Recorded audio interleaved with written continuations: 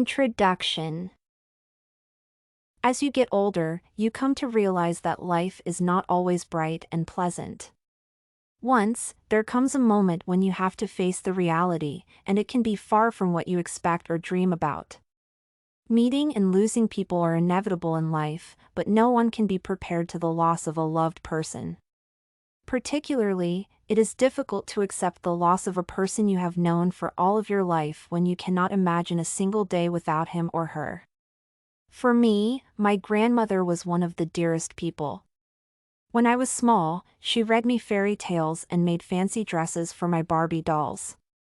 When I grew up, she taught me to be a lady and showed how to use makeup. I loved helping her in the garden where she was growing amazing flowers, which were the love of her life. We were very close and could share every secret. Life is unexpected and cruel.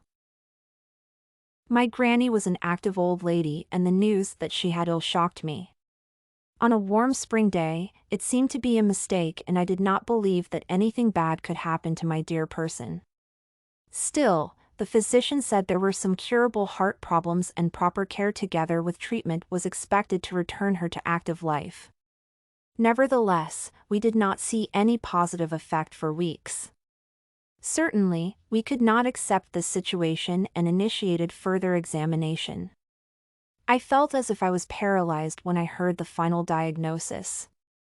We were told she had lung cancer in a terminal stage, and no treatment could be effective because metastases were all over her body.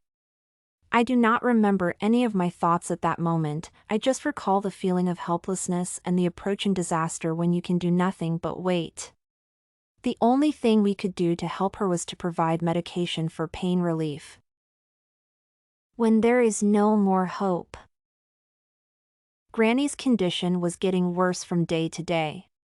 Pain medication was working well, and she did not feel much pain. One weekend in October, when I came to visit her after a week in college, I suddenly realized she did not recognize who I was. It was a hurting feeling of inevitability of something that I did not want to say aloud or even think about. In a week after this event, I was at classes when my father called. Neither he nor my mother ever called at that time, not to distract me from studies, and I felt that something bad had happened. My intuition did not fail me. Dad said that Granny was gone. I remember I did not have tears at first. I came to my tutor and said I had to go home. I suppose my face told more than I could tell because no one asked me any questions and let me go. I had to take a bus to get to Granny's house. Although it happened almost a year ago, I remember everything as if it was yesterday. I recall the moment the rain started. It was a windy autumn day, and I suppose I needed that rain as never before.